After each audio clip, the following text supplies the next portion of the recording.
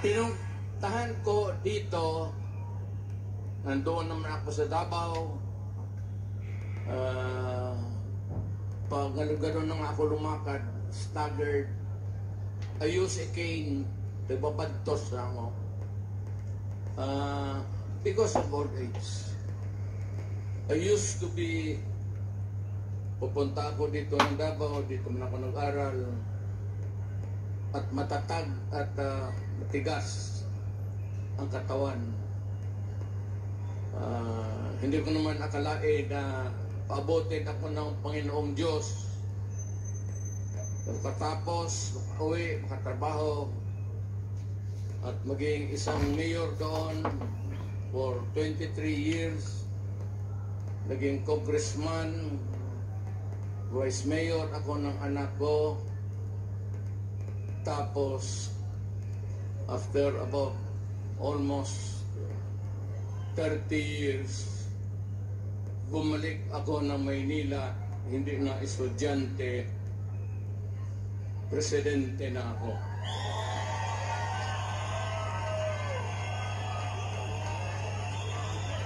Itong ibigay ko sa inyo, maliit ito na bagay. Pwede ninyong itapon ito pagkatapos. Tapon mo lang sa isip mo. Pero pagdating ng panahon, nakikiusap ako sa inyo, nakaluhod, na huwag ninyong kalimutan, ito ay legal. It could spell the difference of what we have now, what we can pass to you, our children, at anong maibigay mo sa iyong mga apo at mga apo at mga anak ng mga apo. Alam mo, may mga tao talagang ayaw ko sanang lumipas na. But every time sa ating history, ni kung may presidente man who started first of all, na una, gusto niyang kulikutin, pakialaman, kalkalin niya ang Constitution. Unfortunately, Ferdinand Marcos Sr. Kaya nakataro tayo ng from 4 years to another 4 years to martial law hanggang naging 20 years. He could have done it in 10 years. But because they wanted themselves in power, may mga tao dito kayo, lumikit, pinanganak kayo si Marcos, namatay na lang kayo dyan sa nilibing kayo, si Marcos pa rin ang presidente ninyo. Yan ang nga, you know, kayo sa likod, yung mga lumad, hindi na tayo magkakaintindihan dyan. Kayo mga Ilocano, kaming mga Bisaya,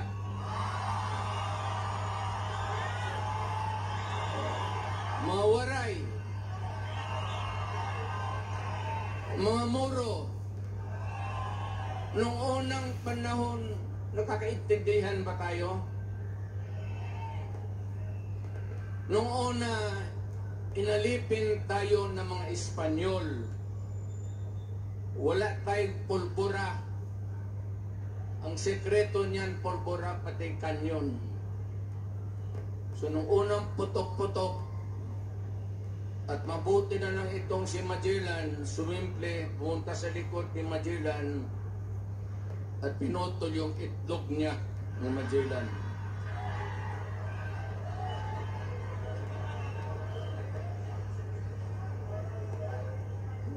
Kaya nung naging presidente ako, totoo yan, Kayo. Lalat man tayo Pilipino. Tingin-tingin ako dyan sa mga stamps. Jose Rizal,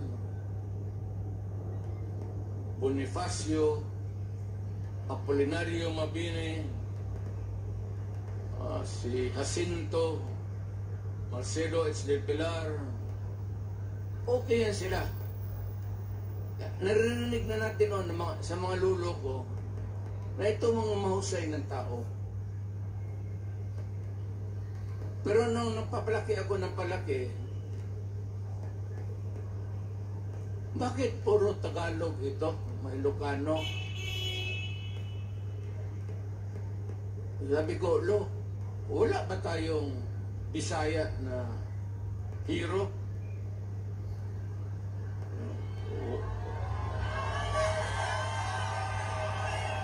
Wala man na. Nakalimutan lang tayo ng mga Tagalog kasi sa Bisaya lang tayo.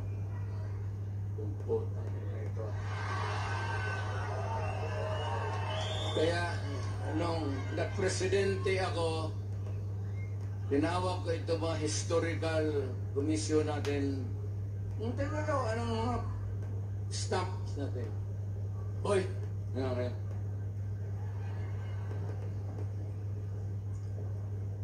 Kami bang mga Bisaya? Sino ang hero namin?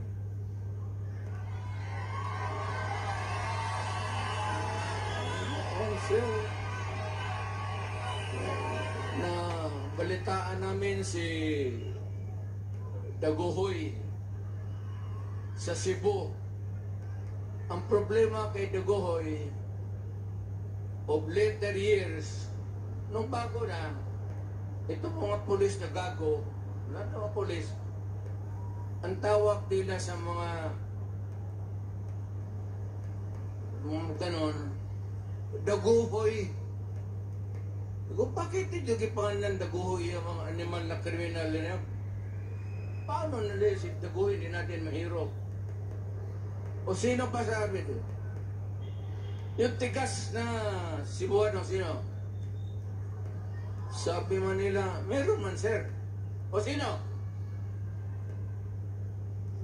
Pero isda man sir. Sino? Si Lapu-Lapu, sir. Putang ina kayo. Yun ang pumatay ka, Gwejip. Bukas pag walang istampa yan. Kaya ngayon, nandyan na si Lapu-Lapu. Tapos si Daguhoy. So, sinabi ko sa mga pulis, pati military, huwag na ninyong tawagan yung mga hold-upper, mga kidnapper na Daguhoy. Ayaw ko bakit nakaugulian nila. Hindi naman sinasadya siguro. Pero medyo may 2-3 na kami. Kung mamatay si Pepe o si Bongo, baka madagdagan natin ng pangatlong hero.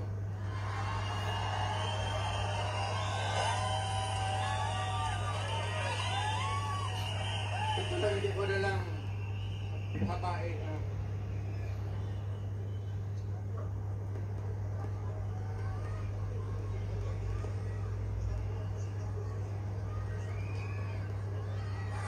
Ito ba ginawang papel? Ito yung konstitusyon ngayon. Bantay kayo dito, bantay kayo dito. It would have a long and lasting, miserable life for you all. Ito yung konstitusyon natin. Ang una talang gumalaw nito, iba-iba niya, si Marcos. Maniwalat ka hindi, after a few decades, ang pangalawang taong gustong kumalkal ng konstitusyon natin, putang ina, Marcos.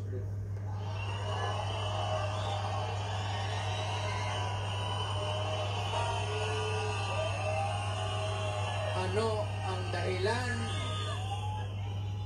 Gusto lang nilang ito.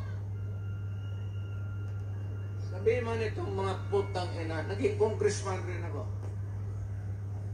Sabi nila, ito lang mga provision, edukasyon, papasukin natin yung mga Princeton, kung ano yung maganda. Okay naman tayo. Yung UP natin hindi naman matatalo. Education, advertisement. Para sa akin, hindi na kailangan. Walang putang ina, walang benta. Yan ang excuse ni Marcos noon. Pati ang excuse ni Marcos noon. Marcos. Pareho-pareho yung ina. Except dito, sa isang linya lang, andyan. Yan lang ang target nila. Ito, excuse yan ito para mabuksan lang ang konstitusyon. Hindi mo sabihin na ito lang ang galawin namin. Pag nagalaw yung konstitusyon, utang ina, walang makakapara, lahat na everything go. Ang gusto nilang pakialaman, ito, yung termino ng tatay niya, at binalastog niya, at itong konstitusyon ngayon ni Martin Romualdez, asawa ni Lisa, kasi si Bongbong. Ano ang gusto nila? Pahabaan ang konstitusyon. Kasi noon nga, nilampastagan ni Marcos, napaalis siya sa Pilipinas, sinauli yung original. Pero, ginawang original, pero ang ginawa, one term lang ang president. 6 years, walang re-election. Kagaya sa atin. Yung konstitusyon na inabot, under which Marcos was elected, ganon rin. One term, 6 years. Ito, excuses na lang ito. Kagaya nito ni Marcos rin sa tatay niya. Ang puntarya talaga nila, ito, dito, ito. Yung term extension. Noon po.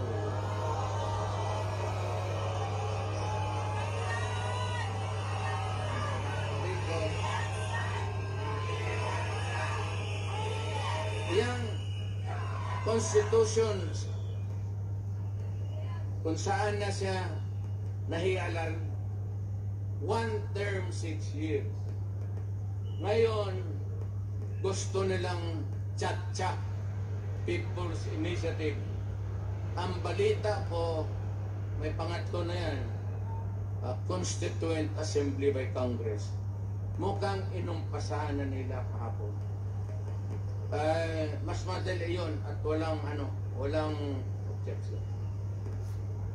So, kung may galawin man ang konstitusyon, isa lang. Pahabain lang talaga ni Marcos kung anong ginawa ng tatay niya, gagawin. Ako, na-elected ako under this constitution. It says that I served 6 years. Then after that, I go up. Umalis ako. Pero itong mga tao talaga, Marcos doon, unang panahon, Marcos dito, basta panahon ng Marcos, putang ina, napakialaman talaga yung konstitusyon. Pinapahaba yung trabaho. Huwag kayong pumayag na ganon. Kababuyan yan. Sabi ko sa iyo, hindi tayo magkakilala lahat.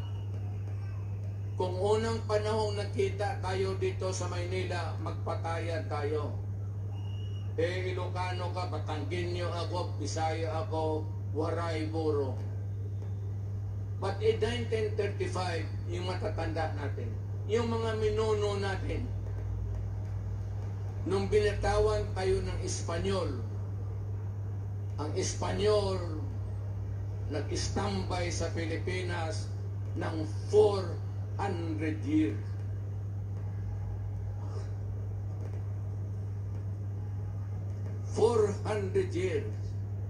Pumasok ang Amerikano because there was an American-Spanish War. Natalo ang Espanyol, nawala sa kanila ang Mexico, yung mga Marianas Island, pati Philippines, isinurinder nila sa Amerikano. So, ang umupo uli dito ang Amerikano. So, ilang taon tayo nagdusa, nagpakahirap sa mga banyaga. Ngayon, may isang presidenteng dumaan na matagal na dinispat sa naman sana namin. Pati ito ngayong anak, may tuyo sa ulo talaga ang mga...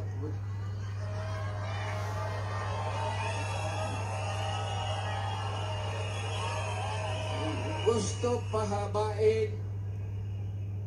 Sila lang naman yan yung gustong mapahabain ang termino nila. Ang Pilipino lamang interest niya ng pahaba ng termino. Ang Pilipino ang gusto magpahaba ng utin para papakaligaya kung sino ang gustong paligaya. Utang ina.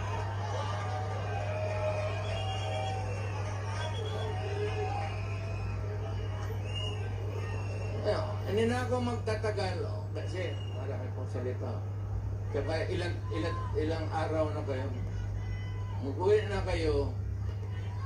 Huwag lang kayong magpaluko. Yan ang legal. Nasabi ko. Huwag ninyong pumayag na mangyari yan. Kasi mapalitan nila ngayon, walang siguro ko mapalitan sunod na eleksyon. Kasi ang gusto nila, presidential Republican type of government. Ang Pilipino, tayong lahat dito, may isang boto para sa presidente. Ngayon, ang gusto nila itong Congress, tutunawin nila, gawain nilang parliament. Ang magboto sa presidente o prime minister, ang tawag na dyan na nila presidente, prime minister na, ang mga assemblyman o kaya yung mga congressman ngayon, hindi na kayo makaboto. Nada. No more. Kaya huwag kayong pabayag. Bas pinamatunaw na yung mga kamay ninyo. Sabihin ninyo doon sa kapitbahay ninyo, putang ina ka, pag pumirma ka niyan, papatayin kita. Patayin na lang, magpatayan na lang kayo dito lahat. Huwag kayong pumayag sa kabalustugan na yan. Masisira ang Pilipino. You would lose your direct vote. Ako gusto si Marcos. Ako gusto si Ramos. Ito, isang boto ko lang to. Oh. Ito, gusto ko si Villar. Isang boto lang. Pag tinunaw nila yung constitution ngayon at yung sabi nilang bagong constitution, itutunaw na nila, ang lalabas niyan, ang presidente maging prime minister na. At ang mga yung mga congressman ngayon, assemblyman na, wala ng Senate, wala ng House of Representatives. Purnada na tayo. Kung sakali man, itapon lang ninyo ang oras. Kung sa anong oras kayo mag-umpisa dito, pagka ganon, well, meron akong ipagbilin sa inyo. Hindi pa naman talaga, at saka ako naging presidente. Awang-awa ako sa military. Mababait yan sila. Awang-awa ako sa mga polis. Ay, yung mga polis, maraming gago dyan. Yung iba, pwede ninyong patayin. Pero sila sa trabaho nila, medyo talagang matino yan sila. I would like to caution you that hindi pa tayo umabot ng critical math na mapunta sa Malacanang. Iwasan na nung muna. Pag-usap ko lang sa inyo, let us make this rally peaceful in the meantime. Total, hindi naman tayo ginagawa. Wala namang naging sa atin ng polis. Wala, hindi naman tayo in-store. Kaya, demonstration ba tayo, dito na muna tayo. Let us not go into the seat of the governing power. Kasi doon may mga national treasures tayo. Kagaya nung una nangyari kay Marcos, pasok ang Malacanang, marami ang nasira. Hindi man kanila yung sa Malacanang, atin yun sa Pilipinas. Ano ba yung sa Tagalog? Bahandi. Ano bang bahandi? Yung lahat ng sa Malacanang, pwersa lang ang jockey nila, pati pante. Yung lahat dyan, mga paintings na makita mo, kayamanan ng Pilipino. So, huwag mo na doon at kung magpunta to doon, huwag natin sirain. Ang huwag ninyo kalabanin ang police pati military. Kung pagdating ako ng mapakagitna, kasi ayaw ko, naging presidente kasi ako, naintindihan ko trabaho nila. Mahal ko ang military. Mahal ko ang mga police.